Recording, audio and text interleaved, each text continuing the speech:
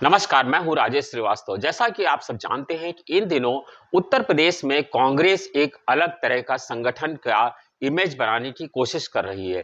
कांग्रेस लगातार जिस तरह से उत्तर प्रदेश में अपने अस्तित्व की लड़ाई लड़ रही है, उससे ये कहा जा सकता है कि कांग्रेस न केवल संगठन खड़ा करने की कोशिश कर रही है, बल्कि कांग्रेस उस मिथक को तोड़ने की कोशिश कर रही है।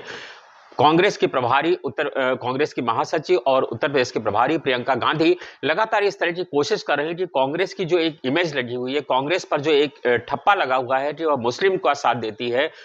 दरअसल ये इमेज कांग्रेस की तब शुरू हुई जब 80 के दशक में राजीव गांधी प्रधानमंत्री थे और उन्होंने साहबानो प्रकरण पर जो कानून बनाया उसको लेकर के उसके बाद से लगातार ये कहा जाने लगा कि कांग्रेस लगातार मुस्लिमों का साथ देती है और धीरे धीरे इसी मिथक के चलते हिंदू ने उससे दूरी बना ली और हिंदुओं की दूरी बनाने के बाद आज स्थिति ये है कि उत्तर प्रदेश ही नहीं पूरे देश में कांग्रेस धीरे धीरे लगातार पीछे होती जा रही है।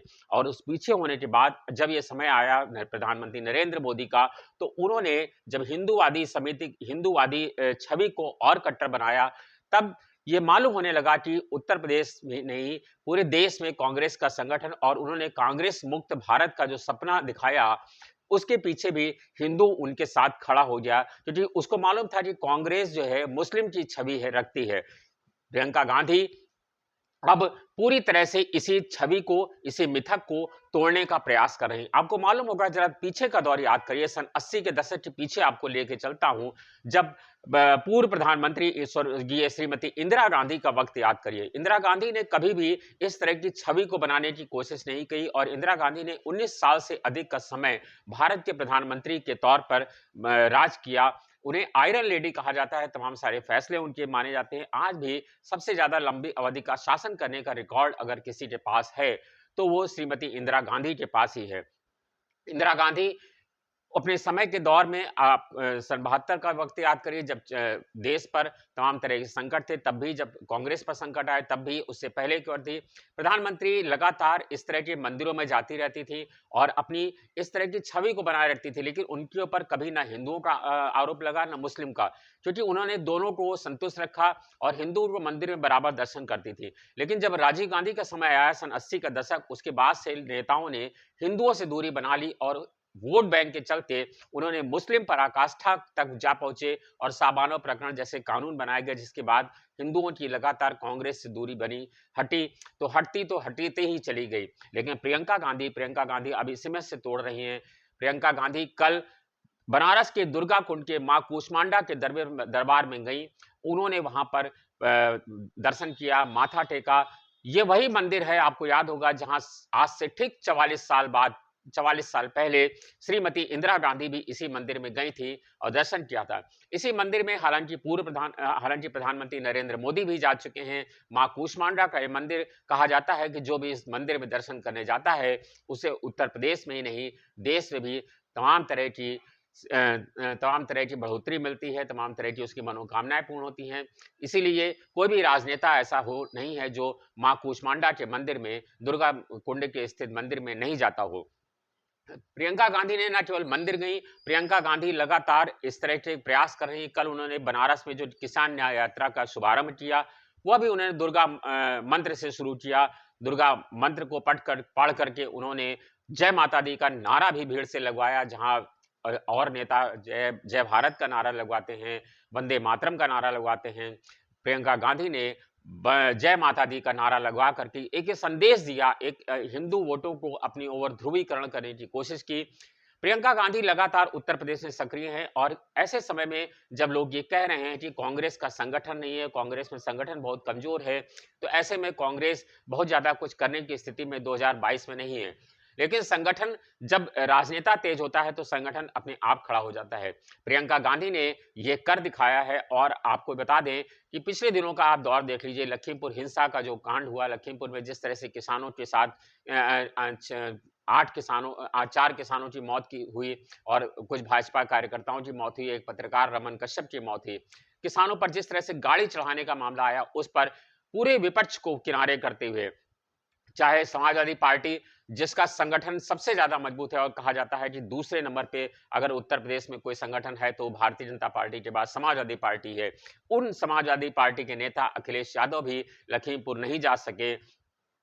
उत्तर प्रदेश में सिर्फ अखिलेश यादव ही क्यों, बसपा, रालोद, कोई भी नेता लखीमपुर तक नहीं पहुंचा और ज्यादातर तो लखनऊ के आसपास ही रोक लिए गए। लेकिन प्रियंका गांधी ने 4 किलोमीटर पैदल चल करके, बरसात में पैदल चल करके भी वह लखीमपुर के पास सीतापुर तक जा धमकी। और यही नहीं, 4 दिन तक जेल में रह करके उन्होंने जिस तरह से सत्याग्रह चलाया, जेल पुलिस लाइन में रह करके झाड़ू लगाई उन्होंने सीतापुर पुलिस लाइन में, जिस तरह से किसानों के साथ खड़ी हुई। उन्होंने ये कहा कि किसानों का जो मुआवजा दिया गया, उन्होंने ये भी स्वीकार किया कि कांग्रेस सरकार ने भी 1 करोड़ रुपए मुआवजा दिया है और भारतीय जनता पार्टी की सरकार ने भी 45 लाख रुपए मुआवजा दिया है। लेकिन हमने मुआवजा जरूर दिया है, लेकिन किसी चीज खून की कीमत नहीं दी जा सकती है, उन्होंने कहा। क्योंकि जब जिस तरह से किसानों के साथ अन्याय हो रहा है, इसी को लेकर के कांग्रेस मुखर हुई है और कांग्रेस लगातार अपने संगठन को उत्तर प्रदेश में मजबूत करना चाहती है। प्रियंका गांधी का आप इसे 1-2 साल का दौर याद कर लीजिए, कोई भी मुद्दा वो उत्तर प्रदेश में छोड़ना नहीं चाहती हैं और अब उन्होंने उत्तर प्रदेश को एक स्थायी ठिकाना बना लिया है और कौल निवास में, जो प्रागनगर रोड पर लखनऊ में स्थित है, वहां वो लगातार रह रही हैं। यहीं से वो जो है रोज सभाएं कर रही हैं, रोज जा रही हैं। आज प्रियंका गांधी के ऐलान के बाद ही अजय मिश्र के इस्तीफे की मांग को लेकर के सारे देश में गांधी प्रतिमा पर धरना दिया जा रहा है। खुद प्रियंका गांधी 1 बजे जीपीओ स्थित गांधी प्रतिमा पर पहुंचेंगी और वो धरना देंगी। कांग्रेस की मांग है कि अजय मिश्र को मंत्री पद से हटाया जाए, कि जो उसका उनकी मांग है कि अगर अजय मिश्र पद पर रहेंगे, कि जो गृह राज्य मंत्री जैसे पद पर हैं, तो कांग्रेस तो जो किसान हैं, जो मारे गए हैं, उनके परिजनों को न्याय नहीं मिल सकेगा।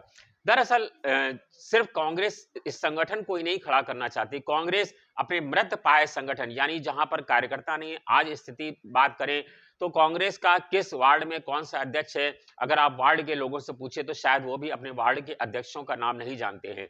किस तरह से कांग्रेस के लोग प्रियंका गांधी को छोड़ दें तो और लोग सिर्फ ड्राइंग रूम की राजनीति करते हैं और अपने कार्यालय से बाहर नहीं निकलते हैं। प्रियंका गांधी ने कल जिस तरह से किसान न्याय यात्रा का आयोजन किया, उसके बाद संगठन उमड़ा। प्रियंका ने पिछले दिनों लखनऊ में गिरफ्तारी दी थी, लखनऊ में धरना प्रदर्शन किया था, लखनऊ में मौन प्रदर्शन भी किया था। प्रियंका गांधी जिस तरह से लगातार संगठन को खड़ा करने की कोशिश कर रही हैं, अब कांग्रेस कार्यकर्ता सड़कों पर दिखने लगा है।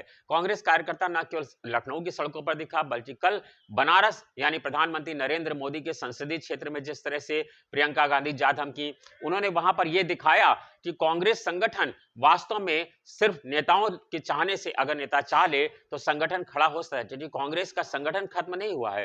कांग्रेस का कार्यकर्ता मायूस हुआ है, उसे निराशा हाथ लगी है कि उसके साथ कोई नेता नहीं है जो उसके साथ खड़ा होकर के आंदोलन कर सके। प्रियंका गांधी इसी हवा को तरजीह दे रही हैं। प्रियंका गांधी कांग्रेस की इमेज बदलने की कोशिश कर रही हैं। प्रियंका गांधी कांग्रेस का जो छवि लगी है, जो दाग लगा हुआ है कि वह मुस्लिम सपोर्ट करती है, हिंदू विरोधी है, प्रियंका गांधी उसकी कोशिश कर रही हैं। अब देखना यह है कि 2022 के चुनाव में प्रियंका गांधी इस मिथक को तोड़ पाने में कितनी सक्षम हो पाती हैं कि कांग्रेस मुस्लिमों का साथ देती है, मुस्लिम तुष्टीकरण करती है, हिंदुओं का विरोध करती है और हिंदुओं की सख्त विरोधी है।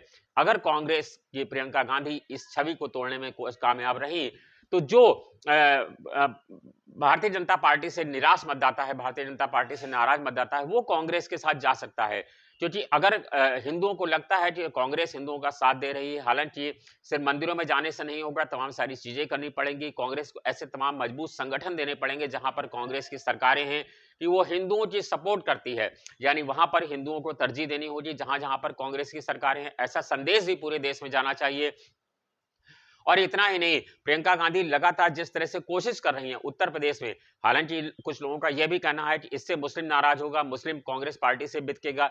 ऐसा नहीं है, मुस्लिम पार्टी से नहीं जाएगा क्योंकि मुस्लिमों के पास कोई विकल्प नहीं है। अगर वो भारतीय जनता पार्टी के साथ वो नहीं जाएंगे, ऐसे समय में मुस्लिमों के पास अगर कोई विकल्प है तो वो सिर्फ राष्ट्रीय स्तर पर अगर देखेंगे तो कांग्रेस के अलावा और कोई विकल्प नहीं है। ऐसे समय में अगर हिंदुओं का साथ उसे मिल जाता है तो कांग्रेस का संगठन उत्तर प्रदेश में फिर खड़ा हो सकता है।